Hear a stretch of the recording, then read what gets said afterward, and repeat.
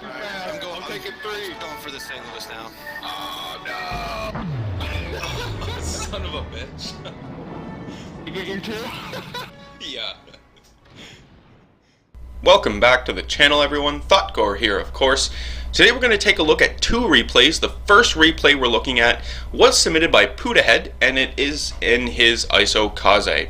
Now we're going to let this beginning of the battle here play out, as I do want to cover a few things in this video before we go into the replay, actually. Funny thing though, I've been thinking, maybe it's time to actually get a dedicated video up, like sort of weekly video, channel update type thing. Maybe, I don't know. Anyway, what I wanted to cover. First of all, subscriber rewards. Yes. In case you were wondering, I am still, working on that, trying to figure out what sort of contests I want to get going. I haven't talked about it as of recently because, if you recall, there is a mini tournament, the Winter Warm-Up Tournament, happening this weekend, February 13th, which is tomorrow. So if you haven't gotten your team together, maybe you should go about doing that. Remember, 3v3 teams, tier 6, battleship, destroyer, cruiser. Go on the forums, sign up, and participate. Now, word of caution about the tournament itself, though. Unfortunately, as you know, the tournament is put on by Trucker. He's, the main sponsor and organized it all. Trucker, One Mad Trucker, is experiencing some health issues. Won't go into big details there to protect his privacy, obviously. But because of those issues, the tournament is sort of up in the air at this time. But that being said, prepare yourselves for tomorrow, right? It's best to be prepared for tomorrow and find out that it's not actually happening than to, find out it's happening and you're not prepared at all. So keep that in mind. So subscriber rewards, like I said, we're going to, I'm going to do some contests on that. And to be fair, I'm kind of narrowing it down. I'm thinking we're going to do like something around tier 5. Maybe the highest earning battle at tier 5 in a cruiser, battleship, and destroyer. That way we're giving away 3 prizes right off the bat, and then maybe get some other things going to give away some more prizes all at once, right? So that's sort of what I'm thinking about right now. Next thing I wanted to talk about, of course, is the Kamikaze R. Kamikaze R, as you know, has been given out. You should have yours by now if you did get your 260 pearls, or if you were one of the 1,000 people who won the Kamikaze R. So you should have that by now. What a great little destroyer that is. I took her out last night. Lots of fun, obviously. I mean, it's a Minikaze, basically, right? In fact, I think it's carbon copy of a Fujin, except the camo on the Kamikaze R is different. I think, anyway. Not 100% sure on that. And the last thing I wanted to discuss before we get into the replay is simply Hearts of Iron. Yes, if you recall, I had mentioned, asked if you guys wanted to see some Hearts of Iron, and there was some responses like, yeah, let's see it. And I tried, but it's Hearts of Iron, it's Darkest Hour, a Hearts of Iron game, right? So this game is really more of a fan-based, modded game of the original Hearts of Iron, because there were some issues with Hearts of Iron, obviously, with the AI and whatnot. But for whatever reason, it is not getting recognized by my recording software, so I'm not able to record the game, and it's kind of making me angry, because I really want to show you guys what's going on in that game. I'm going to keep trying to work on it. Maybe it's just a matter of downloading some older software to get it to go. Not 100% sure, but that's where I am on that front. Just trying to figure out why it's not recording. I believe it has something to do with the fact that it is an old game, and the resolution of the game is, not so great. So that could be an issue. Not 100% sure, but I'm going to keep working on it, because it is a very interesting game. Of course, in case you didn't know, I am playing that game as the Japanese Empire. Currently, it is 1945 in my game. Interesting things happen, such as the Germans lost World War II, they sure did. The Russians came in, took all of Germany, took all of France, actually, and Italy, so the Russians control all of Europe. They established their own, states there, that's the puppet nations and whatnot.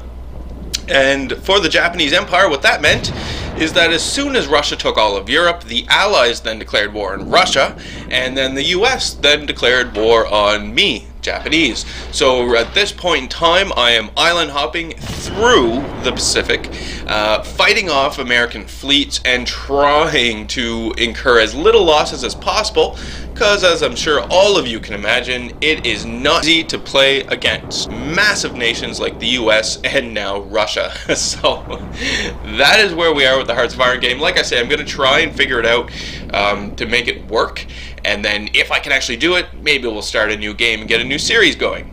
Anyway, so that is my update, or rather, those are the updates that I wanted to talk about before we went into the replay. So, looking at the replay, we can see that Puddahead has already gotten himself a few kills, right? This game was actually pretty great. It's an Isokaze game, so we all know Isokaze at tier 4, the Japanese destroyer. She's a pretty nice destroyer, right? Fairly fantastic. I mean, I like to play her. I don't actually have one, to be honest with you. I prefer my Minakaze at tier 5 over the Isokaze, but that being said, when I did play the Isokaze, it was a barrel of fun. So we can see Puddahead is lining up on a South Carolina off in the distance.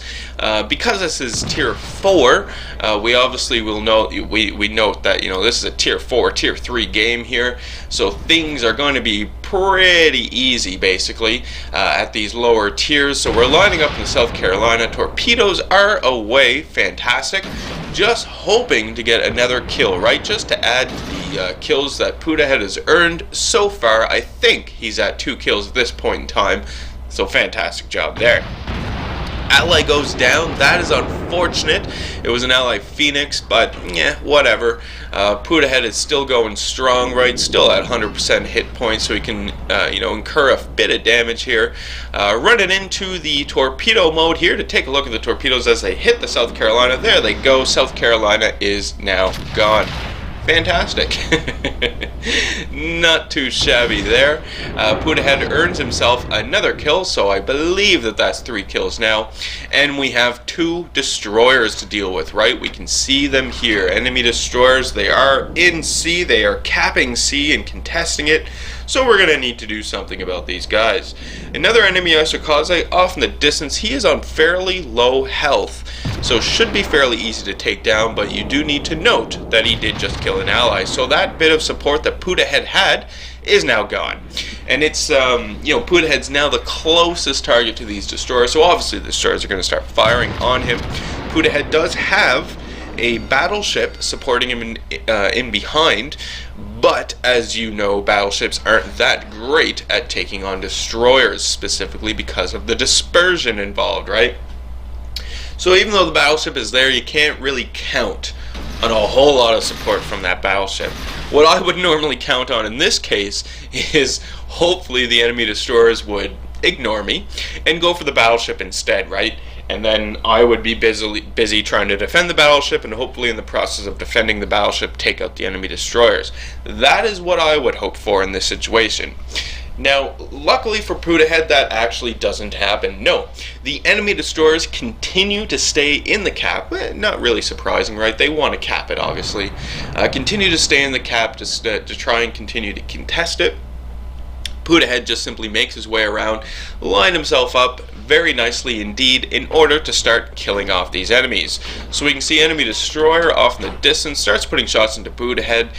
We do have some torpedoes on the way in, but Puddahead is easily able to avoid those. The enemy destroyer did do some damage to Puddahead here, but he manages to repair it, put out the fire, so that is pretty great. But he is taking a bit of damage here. So we can see the allied battleship, it's a Kawachi, has moved up to start getting a little closer here, maybe help support Puddahead, and this will work in a number of different ways, right? Maybe the enemy destroyer will now leave Puddahead alone and go after the battleship, considering the battleship should be the easier target. It's possible.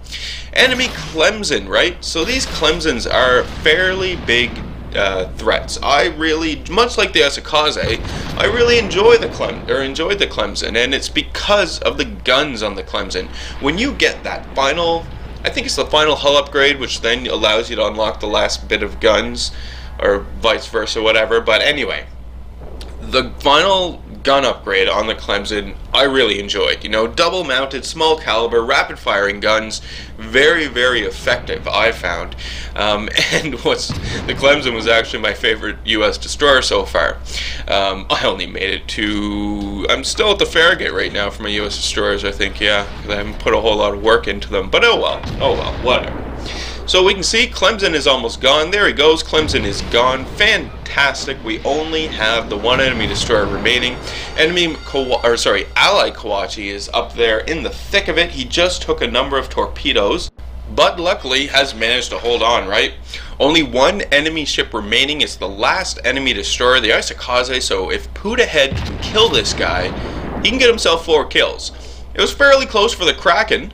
If Puddahead would have gotten the kill on the Clemson, that would have given him 4, and then get the kill on the Isokaze for 5. But whatever. Still a great game, right?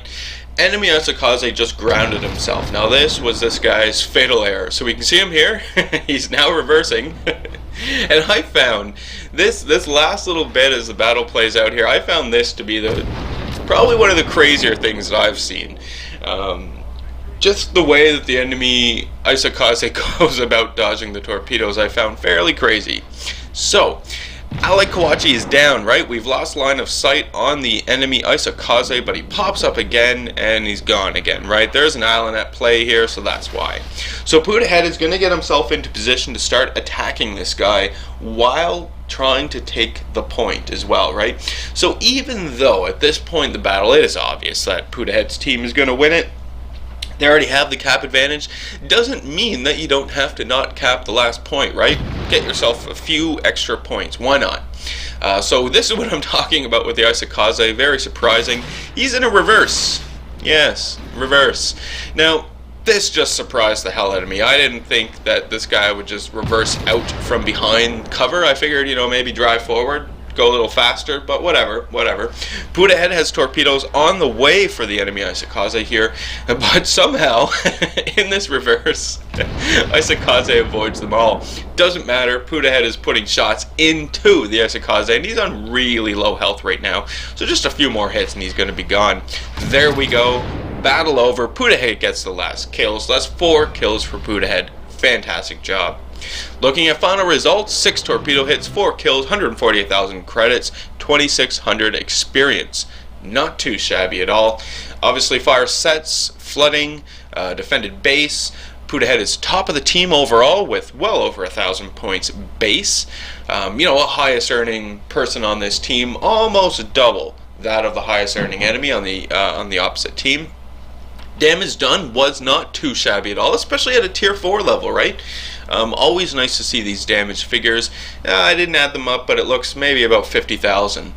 Anyway, final results, right? We walk away with 139,000 credits, 2,600 experience. Not too shabby at all. Great game, and thank you, Puddahead, for sending in the replay. And as always, you know, if anyone else has any replays they want to send in, be sure to send those in to me. So moving into the next clip, we can see that I am on, what is this, Trap, I think? Anyway, in the Mogami. So, I've been sailing out the Mogami a lot more as of late, and the reason for it is just because of the anticipated upcoming changes to captain abilities, specifically advanced firing training, which is going to obviously affect the Mogami. So I think advanced firing training is now going to be applied to guns of 152 millimeters and below, and of course the Mogami has 155s. So there's that, right? So I have been taking her out just to remember the glory days of the Mogami here, and you know, just to do as much damage as possible, use my advanced firing training while I've got it, and set as many fires as I possibly can, basically, because, yeah, I know, not so, well, you know, not a lot of skill involved, I should say, when firing these guns, right, and just firing HE, basically, HE spamming the whole time. Not a whole lot of skill involved. In fact, the only bit of skill involved is remembering to lead your target a little more, because you've got the 155s on, which has a little higher arc to it, and you're firing at further ranges, so just remembering to lead the target a little more, basically, is the only skill involved with this, with the guns anyway, right? But it doesn't matter. I'm just out to, you know, rock out get some few more last good games of my Mogami in before the patch comes out. I don't know when the patch is coming out, by the way, in case you were wondering. Just to enjoy it, the good old days of Mogami. So that's the plan here. Now on this map, obviously, the majority of my team is going to go down here towards A. I'm going to support the team down here at A. There are 4 enemy destroyers, so I 100% sure that at least one of those destroyers will come down here to A. The Mogami with the 155s is a destroyer killer, basically. There's not a whole lot destroyer can do to get away from these guns, unless, of course, they happen to hit you with a lucky torpedo and they kill you, right? Yeah. So, fairly confident that I'm going to run into a destroyer down here, and I want to kill the destroyer, obviously, help my team out, and really help out my battleships here, because at these higher tiers, now some of you probably already know this, especially playing ranked battles, the higher tier of the battleships become more and more important, good and bad, right? Good in that if you get a good battleship player, you guys are pretty well set, especially if it's coupled with a good destroyer player. Oh yeah, you guys are going to be doing very well. But if you have a bad battleship player or bad battleship captains, it can go fairly bad because they, as I'm sure you know, they just stay back, right, and snipe at max range, don't actually push up and cap the points. Luckily, that is not going to happen in this game. And there we go. We can see the enemy destroyer pop up. I knew there was going to be one here. Start putting shots into him immediately. Do a bit of damage, and I also had the support of another ally cruiser ahead of me that was putting shots into that guy, right? Continues to do so as well. So, fantastic. Not too shabby at all. We can see that my team actually has managed to cap C to the north. The enemies are putting pressure on B, and in fact they're capping B right now. We saw 2 destroyers in the B point capping it, and we saw 1 destroyer outside of the B point. So we know that all of the destroyers now are over in the center of the map, right? Not necessarily down here messing around with us at this point in time. The 1 destroyer that was down here is now dead and gone, so that is fantastic. Good to get this guy gone, right? We can see another destroyer in the B cap zone. Put a few shots into him as I saw him. Hopefully do a bit of damage, but not really expecting a whole lot, right? Because he popped out of line of sight and I had no idea where he actually was. We do have some battleships coming up now. So we can see a Tirpitz here, right? So I'm going to immediately start putting shots into the Tirpitz. Oh, I guess the destroyer down here didn't actually die. Oh well. Now that the destroyer has popped up, we'll start putting shots into this guy. There he goes, there he goes. Now he's dead, now he's dead. Fantastic, alright. So 2 enemy destroyers remaining, and we know that they're both at B. Okay. So now that we have that established, I'm going to continue to put shots into these enemy battleships, right? I really wanted to, just like I did to the Tirpitz there, set them on fire, make them change course. Because what I wanted to have happen, and what normally happens, especially on this map, when you cap the A point, I've noticed that your team, the people who were on their way to A, will continue to go to A, generally speaking. They seem to regroup at A and then push to B. This is good and bad, right? It's good in that, great, your guys are everyone's grouping up, get to push together as a team and as a group, and really, put a lot of strength down, or put a lot of rounds down range to the armor, show off some strength here. It's bad in that it takes fairly a long time sometimes for this to actually happen. People are maneuvering around, they're doing other things, and they don't necessarily realize that the point has already been captured. I don't have to continue to go this way. Maybe I should go towards another point, right? So it's bad in that sense, because then it opens up an opportunity for the enemy to swoop in, maybe defend the point that they already have, put pressure on a point that we have, and then the ships that ideally would move to the enemy point and cap it would then stay around the point that we already have and try and defend it, right? And then you end up going nowhere. So good and bad, good and bad. But anyway, my team does decide, for the most part, right, to regroup at A and then push up to B. And I say for the most part just because In the north, we have a destroyer, and I think it's one battleship up there. At B, we have a cruiser and a destroyer, and then at A, everyone else, right? Luckily, though, I don't necessarily need to worry about idiocy on my team, right? I'm sure that there are idiots on this team right now. In fact, I am one of them. Yes, I am a huge idiot. So, not necessarily concerned about that because we have such a commanding lead right now, right? I mean, even though the enemies can easily close this gap in points that we have, but we have all 3 caps. The enemies that were around A and B are generally in a retreat right now, right? We can see them. I'm putting shots into battleship, the Fuso off in the distance, right? There's the Tirpitz that's way out there. There's another enemy ship way out there, and then we can see the destroyer trying to make its way up to C. At B and at C, at C, we can see the majority of the enemy ships concentrated up there as if they really wanted to take this point. For whatever reason, they just decided that this point was important, I suppose, or at least that's where they were, and this is the closest point, so they're going to cap it. This is an excellent opportunity for my team, because you'll notice that my team is slowly making its way from A, moving into B. We have the cruiser and the destroyer who took B. They are moving out of B, right, starting to engage the enemies with us.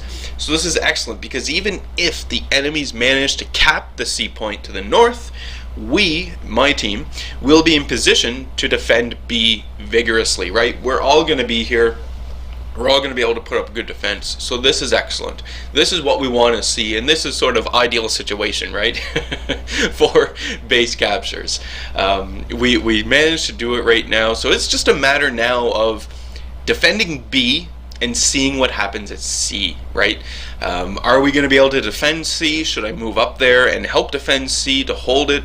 Or are, those guys up there at C going to go down? Just noticed the battleship up there at sea is gone now, right? My friendly battleship, he died. So it's just the friendly destroyer. We can see another destroyer making its way up there at sea as well. So I start thinking to myself, well, I am shooting off these battleships over here, right? And looking at it, obviously they're going to go behind the cover, that island that is to the north of B. I won't be able to shoot at them.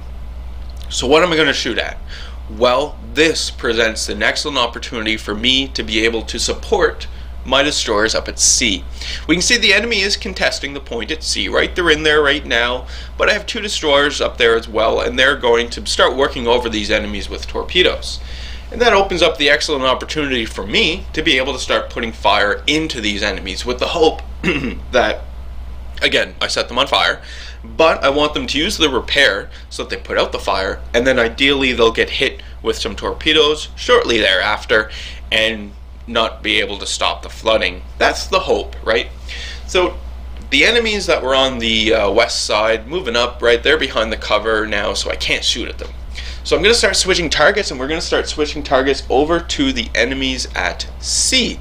We can see them over here. It's a Cleveland that we're engaging first. So all right, we'll start putting shots into this guy. See what we can do about setting them on fire, or at least getting the or at least doing a bunch of damage to them, right? The Clevelands versus Mogami, obviously no real contest. the Mogami can just shred a Cleveland really, really easily, and in fact, at these close ranges too, I could still use armor piercing and do a bunch of damage on them, but I'm going to keep it with the high explosive. I did take a big hit there from one of the battleships off in the distance, right? I more or less was broadside onto that person, but I got really lucky in that I didn't die. Enemy Otago pops up. I immediately switch over to the enemy Otago because this is the much bigger threat. With the Cleveland, I have to worry about damage over time being set on fire. With the Otago, I have to worry about some really nice citadel shots, right? Because that Otago has 203s, and if he has armor piercing loaded and I have a broadside to him, yeah, he's gonna kill my Mogami hands down. Luckily for me, I get a few shots into the Otago. He popped out of smoke there, and we can see now I'm shooting at the Cleveland, right? Because I can't see the Otago. The Otago will pop up again, and I am going to be switching over to him to try and get the Otago gone as quick as possible. In the meantime, you can see that the 2 allied destroyers I had up here are gone. They both were killed. That kind of sucks. And it's basically just me right now, which was really surprising. I was really hoping that my team would follow along the strategy that we talked about earlier of taking A, pushing to B, and securing B. Let the enemy have C. We'll take our 2 points, and we'll let the we'll just let the time run out. No, it didn't happen. My allies are kind of still down there at A, not sure what they're doing, so it leaves me to defend B, basically on my own. So I've got Pensacola, we have this destroyer here. I'm going to take out the destroyer first, right? I think it's a Benson. I want this guy gone, so I start immediately to put shots into him. There we go, enemy destroyer gone, fantastic. We do still have the Cleveland to deal with as well, and I believe the Thotgor is still around as well, so these are things that we need to pay attention to. So the Pensacola is firing at me and engaging me. I'm concerned about the Pensacola because, again, has 8-inch guns on her, so she can do a bit of damage to me, right? Especially if the captain of the Pensacola manages to land some nice shots that are broadside to me. And of course, I'm broadside to the Pensacola right now, so this could happen. But I was feeling fairly confident, though, because the Pensacola captain, you can see the aim wasn't that great. I'm maneuvering around, trying to avoid the shots, and as well, doing pretty consistent damage to this Pensacola with the high explosive, so that's not too bad at all.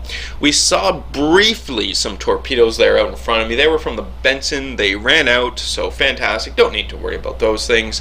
I also don't need to worry about the enemy ships that were on the west side. You can see they're now moving up towards sea. I don't need to worry about these guys because I have an island in between me and them, so it's fine. I don't need to take them into consideration when I'm maneuvering around to try and try to limit my broadsides, right? So we do see the Pensacola, right? They are firing armor piercing at me. I'm on really low health. The enemy Cleveland pops up. I'm going to take out the enemy Cleveland. He's on the lowest health, so I'm going to try and get this guy gone. In the meantime, I'm going bow onto the Pensacola with the idea of torpedoing this guy, right? I figure at this point, we're really close to victory. I might be able to survive, but if I don't, I'm taking someone with me. It's going to be the Pensacola. So there we go. Actually, battle over. Managed to kill the Cleveland, which puts us to enough points to actually take the victory. Excellent. And I survived.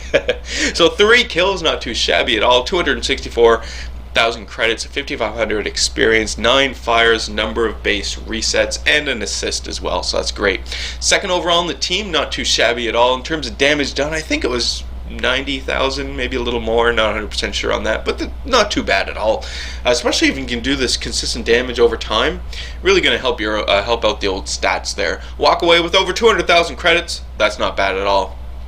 Excellent. So that is today's video. Do hope you guys enjoyed it. Keep in mind the little updates there. If you have any comments with regards to the updates I talked about at the beginning of the video today, please be sure to write those comments down. I'll take a look at them and respond back to them, obviously. Hit the old like button if you did like today's video. Leave any comments about anything else you might have to say in the video comment section below. Love reading those, responding back to them. Hit subscribe if you are not a subscriber, and as always, I do hope you enjoy the rest of your day.